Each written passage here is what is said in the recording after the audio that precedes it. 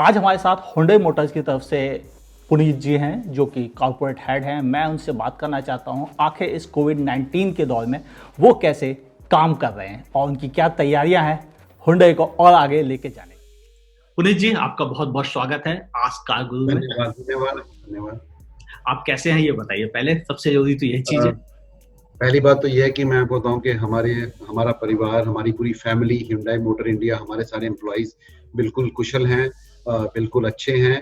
और पिछले 1.5 महीने से जो लॉकडाउन था उसमें भी हमने अपने एम्प्लॉइज के साथ पूरा कांटेक्ट रखा, कम्युनिकेशन रखा, एक उनको मोटिवेशन दिया है। और अब ये है कि हमारी फैक्ट्री आहिस्ता आहिस्ता चलना शुरू हुई है। 8 मई से हमने प्रोडक्शन शुरू की थी। हमारे सेल्स एंड मार्केटिंग के भी कुछ ऑफिसेज जो हैं कम 30-32% लोगों के साथ एक छोटे अंदाज में चलने शुरू हो गए हैं। जैसे कि आज मैं ऑफिस से ही आपसे बात कर रहा हूँ। तो एक जो नया नॉर्मल जो शुरू हुआ है जिसको हम बोलते हैं, आई थिंक उसके लिए हम तैयार हो रहे हैं।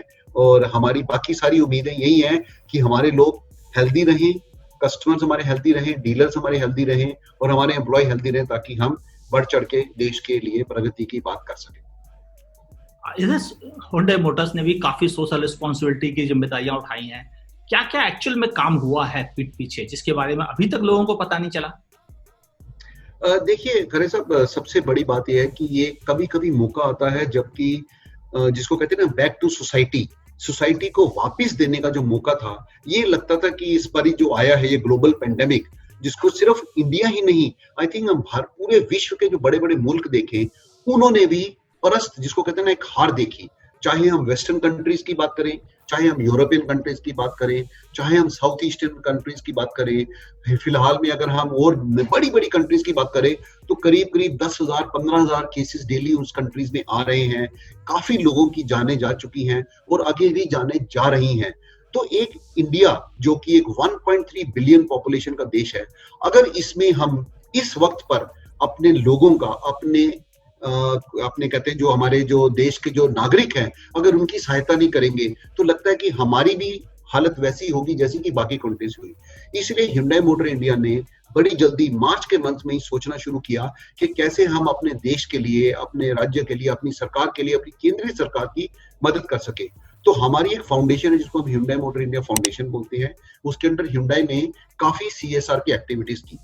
तो एक्चुअली जो CSR की एक्टिविटीज थी उसका थॉट था हमारा एक विजन, जिस विजन को हम बोलते हैं प्रोग्रेस फॉर ह्यूमैनिटी।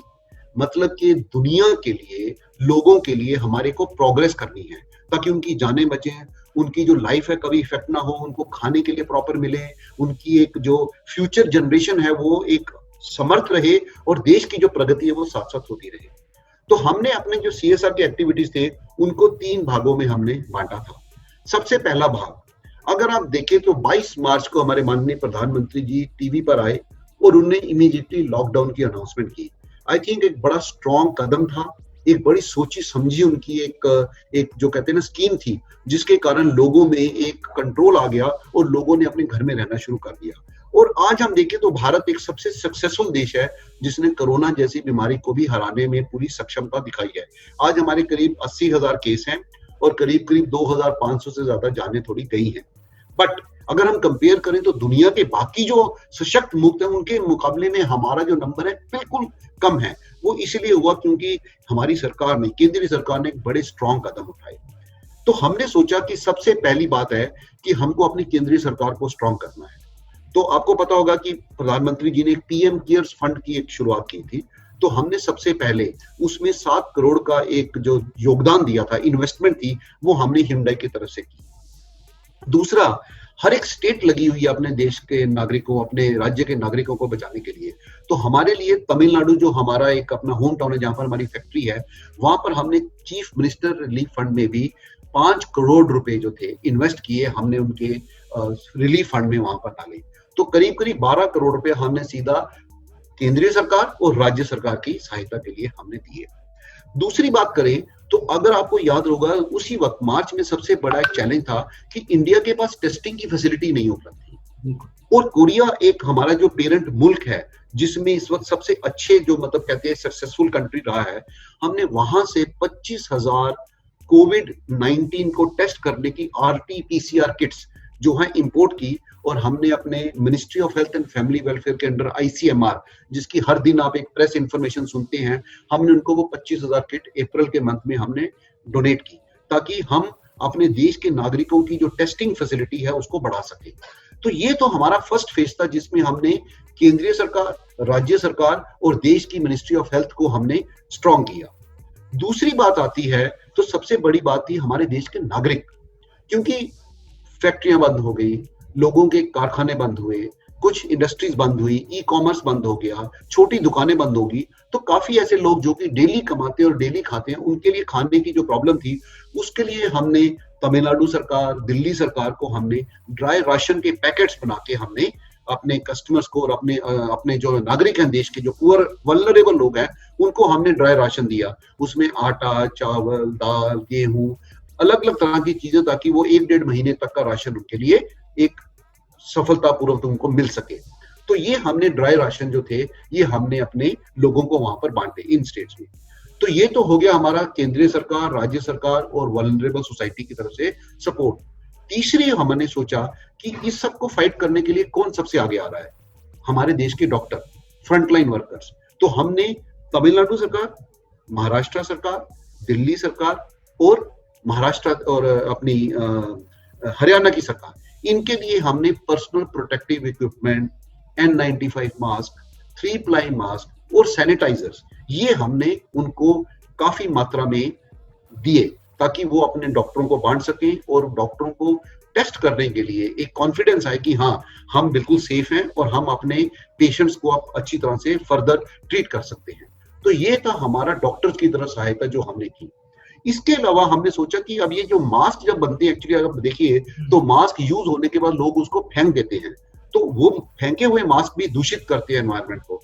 तो हमने कुछ इंसिनरेटर्स खरीदे और वो इंसिनरेटर्स हमने अपने तमिलनाडु के काफी हॉस्पिटल्स को दिए, ताकि इन मास्क को भी प्रॉपरली तरीके से डिस्पोज ऑफ किया जा सके।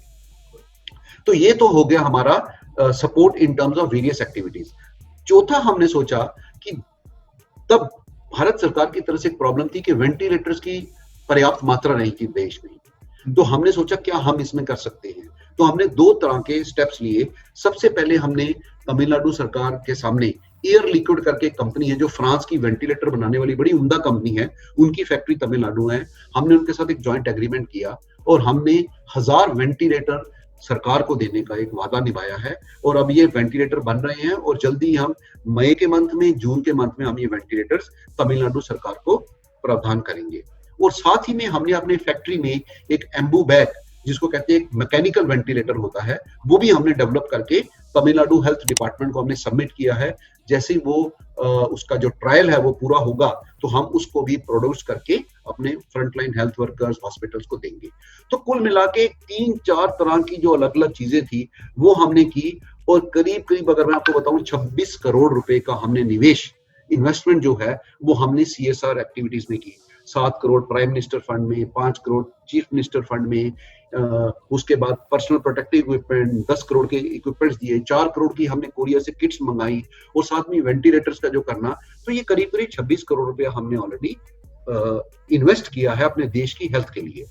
दूसरी बात करें तो अब हम फेज 2 के बारे में भी सोच रहे हैं, क्योंकि आपको पता है कि हमारी फैक्ट्री खुल गई, आहिस्ता आहिस्ता हमारे डीलर्स भी खुल रहे हैं, करीब करीब 40% डीलर्स ऑलरेडी हमारे इंडिया में खुल चुके हैं। अब उन डीलर्स पे कुछ कस्टमर्स भी आएंगे, तो उन सबको ट्रेन करना, उन सबको नॉलेज देना और कस्टमर्स की एक सहायता करना, उसके लिए हम लेवल 2 का प्लान भी सोच रहे हैं, जिसमें कस्टमर्स को एकदम पूरा कॉन्फिडेंस होगा Hyundai की डीलरशिप से वर्कशॉप्स में जाने का। तो ये हमारा प्लान 2 होगा, जो हम रीजनल लेवल पे, एक स्टेट लेवल पे या डिस्ट्रिक्ट लेवल पे करेंगे, अपने देश के कस्टमर्स के लिए, अपने देश के नागरिकों को स्ट्रॉन्ग करने के लिए। तो ये हमारे कुछ CSR की एक्टिविटीज थी जो हमने मार्च मंथ में शुरू की, और करीब करीब अप्रैल के एंड तक हमने ये ऑलमोस्ट सारी एक्टिविटीज फिनिश कर दी थी। और आगे भी हम देश की सहायता, एक CSR की जो एक्टिविटी है हमारी HMIF के थ्रू, वो हम करते रहे। अब जो बात आ रही है वो एक कस्टमर्स के दिमाग में भी है। कस्टमर भी अब शोरूम जाएगा, उसको बहुत सी गाड़ियां परचेज करनी है, काफी की उसने बुकिंग करा रखी है, इस समय उसके लिए भी बहुत सारी प्रोटेक्शन की बातें हैं, उनके दिमाग में भी बहुत सारे वहम है कि वहां पर कैसे उनको हैंडल किया जाएगा। उसके लिए क्या एक्टिविटीज है? उसके लिए हमने देखिए कि जिसको बोलते हैं एसओपी, स्टैंडर्ड ऑपरेटिंग प्रोसीजर्स बना के हमने डीलरशिप्स को डिस्ट्रीब्यूट कर दी हैं कि कैसे आपने कस्टमर को रिसीव करना है, कैसे सैनिटाइजर देना है, मास्क का यूज कैसे करना है, कैसे आपने टेस्ट ड्राइव कस्टमर को देनी है, डिलीवरी कैसे करनी है, वर्कशॉप में गाड़ी को कैसे हैंडल करना है, वो सारी सैनिटाइजेशन की जो एक तरीके हैं वो हमने डीलर्स को ऑलरेडी एजुकेट कर दिए हैं। डीलर्स हमारे कॉन्फिडेंट हैं और साथ ही में हमने डिजिटल टेक्नोलॉजी का यूज भी शुरू कर दिया, कॉन्टैक्टलेस डिलीवरी जिसको हम बोलते हैं क्लिक टू बाय, हमारे डिजिटल प्लेटफॉर्म हमने लॉन्च किया है। तो उससे कस्टमर चाहे तो अपनी ऑनलाइन सर्विस बुक कर सकता है, ऑनलाइन गाड़ी के बारे में फाइनेंस, रिटेल, टेस्ट ड्राइव सब कुछ ऑनलाइन कर सकता है। तो ये भी एक टेक्नोलॉजी बड़ी जरूरी है हमारे लिए, ये हमने सारे डीलरों को भी प्रावधान कर दी है। और अब डीलर चाहे तो कॉन्टैक्टलेस टेक्नोलॉजी के थ्रू भी अपने कस्टमर का कॉन्फिडेंस देख सकते हैं और कस्टमर को किसी तरह से कोई चिंता नहीं होगी कि उसको कहीं ना कहीं पर इस महामारी का मुंह देखने को मिलेगा। तो ये कुछ हमारी प्रिपरेशंस हैं जो डीलरशिप लेवल पे हमने ऑलरेडी शुरुआत कर दी है और डीलर जो खुले हैं 40% वो बिल्कुल सुसज्जित, स्ट्रॉन्ग और एक बिल्कुल तैयार डीलर हैं जो कि इस चीज को लड़ने के लिए पूरे सक्षम है। इस समय एक नया मूल मंत्र आया है प्रधानमंत्री की तरफ से, लोकल के लिए वोकल होइए। आप इंडिया में मैन्युफैक्चर कर रहे हैं, बहुत सारे एम्प्लॉयज हैं, कुछ अपनी एम्प्लॉयमेंट फोर्स और उनके बारे में बताएं। देखिए, जब ये लॉकडाउन शुरू हुआ था तो हमारे फैक्ट्री में काफी वर्कर्स हैं जो कि घर में थे। तो हमने क्योंकि आदमी का जो मेंटल बिहेवियर है और जो उसका सोचने का अंदाज है वो भी बड़ा इंपॉर्टेंट होता है, ऐसे टाइम पे कैसे लोगों को मोटिवेट करना। तो हमने अपनी ह्यूमन रिसोर्स के थ्रू, अपने टेक्नोलॉजी के थ्रू हर दिन अपने एम्प्लॉयज को मोटिवेट करते थे, उनको एजुकेशनल टिप्स भेजते थे, दुनिया में क्या हो रहा है उसके बारे में अवगत कराते थे, Hyundai क्या कर रहा है, कैसे हम अपने कामों को बता रहे हैं, कैसे CSR की एक्टिविटीज कर रहे हैं, ताकि वो लोग मोटिवेट रहे कि हाँ, चाहे कंपनी का फैक्ट्री बंद है पर कंपनी का काम चल रहा है। हमारे सारे के सारे वर्कर जो हैं बिल्कुल शांति के साथ अपनी फैमिली के साथ सेफ रहे। हमने उनको करीब करीब हर तरह का एक एजुकेशन भी दिया ताकि कैसे आपको मेंटेन करना है, सोशल डिस्टेंसिंग कैसे करनी है, कैसे आपने अपने फैमिली को सेफ रखना है, और हर चीज जो हमको एक जरूरी देनी चाहिए थी HR की तरफ से हमने वो अपने कस्टमर्स को, अपने एम्प्लॉयज को, अपने डीलर्स को हमने मुहैया कराई। लोगों को मास्क प्रदान किया गया, उनको सैनिटाइजर्स दिए गए ताकि वो घर में भी रहें तो एक बड़ी साफ सुथरी एक जिसको सोसाइटी को कहते हैं मेंटेन करके रहें, और साथ में उनको सोशल डिस्टेंसिंग के बारे में भी पूरा अवगत करा गया। तो इसका ही कारण है कि आज हमारी फैक्ट्री जो कि सरकार के प्रावधान के हिसाब से 50% लोगों के साथ अब शुरुआत हो चुकी है। 50% of our workforce is now coming to the plant and working, and all of them touch wood are all hale and hearty, very strong. We are maintaining all the rules जो कि लोकल सरकार का जो दायित्व था, जो उनकी तरफ से रूल्स थे वो हमने पूरे किए, तभी हमारी फैक्ट्री को खोलने की एक परमिशन भी मिली है। और हम हर एक लोकल एजेंसी का सपोर्ट करके हम अपना काम जो है वो शुरुआत कर चुके हैं। और आने वाले टाइम में जैसे जैसे अब ये लॉकडाउन 4.0 खुलने वाला है, इसकी कुछ नई मात्राएं, कुछ इनके मूल और कुछ रूल आएंगे, हम उनको भी फॉलो करेंगे और उसके अंडर ही हम अपने सारे काम, प्रोडक्शन वगैरह जो पूरी किया करेंगे। सिर्फ प्रोडक्ट की बात नहीं है, एक इमेज की बात है, एक ब्रांड की बात है, एक कॉन्फिडेंस की बात है, एक प्रॉमिस की बात है। तो ये हमारा प्रॉमिस है कि हम अपने कस्टमर को कभी नहीं छोड़ेंगे, उसको कभी तकलीफ नहीं होने देंगे। तो ये एक हमारा जो स्टेप है towards the development growth of the society, this is towards that idea only. In fact हमने अपनी रोड सर्विस की भी कोशिश की, जहां जहां पर कस्टमर की गाड़ी में अगर कोई प्रॉब्लम आई, खासकर फ्रंट लाइन वर्कर, डॉक्टर्स की गाड़ियां, हमने उनकी गाड़ियों को अटेंड करवाया, उनके घर पे जाके उनको अटेंड करवाया ताकि उनको किसी तरह से अपनी ड्यूटीज पूरी करने में परेशानी ना आए। तो यही हमारी पूरी एक कोशिश है, हमारी ये ताकत है, क्योंकि हमारे 1300 से ज्यादा वर्कशॉप्स हैं, एक हमारी स्ट्रेंथ है कंपनी की, हमारे सेल्स आउटलेट है। आई थिंक ये हमारे को एक कॉन्फिडेंस देते हैं कि हम देश में कोई प्रॉब्लम हो, हर एक प्रॉब्लम का हम प्रावधान और एक जो कहते हैं सोल्यूशन है वो निकाल सकते हैं। अभी इस समय 30% के आसपास वर्कफोर्स ही अलाउड है, लेकिन डिमांड भी आनी शुरू हो जाएगी अगले कुछ दिनों में मार्केट से। और तो क्या ये 30% वर्कफोर्स आपको सपोर्ट दे पाएगी? देखिए, इसमें दो चीजें हैं। 33% वर्कफोर्स जो है वो ऑफिस के लिए अलाउड है, पर फैक्ट्रियों के लिए 50% की वर्कफोर्स उन्होंने अलाउ की है। तो हमारी जो फैक्ट्री है उसमें 50% लोग आ रहे हैं। हाँ, हमारा जो ऑफिस है, क्योंकि अभी भी दिल्ली, नोएडा, गुड़गांव के बॉर्डर में, क्योंकि हम दिल्ली में बेस्ड हैं, तो उस बॉर्डर में अभी थोड़ी सीलिंग की प्रॉब्लम है, तो अभी हम 33% नहीं, थोड़ा कम प्रतिशत के साथ काम कर रहे हैं। बट हाँ, एवरीबडी इज कनेक्टेड। जैसे आज मैं आपके साथ कंप्यूटर के माध्यम से बात कर रहा हूँ, वैसे हम अपने एम्प्लॉयज के साथ, अपने कोलीग्स के साथ, अपने सीनियर मैनेजमेंट के साथ भी डेली फोन पे, वीडियो कॉन्फ्रेंस में हम बात कर रहे हैं, और जो काम जरूरी है वो सब काम हो रहे हैं। आहिस्ता आहिस्ता जैसे जैसे खुलेंगे, और मंडे को 18 मई को मुझे लगता है कि कुछ और रिलैक्सेशन आएंगी, तो हमारे और लोग भी ऑफिस में आना शुरू करेंगे।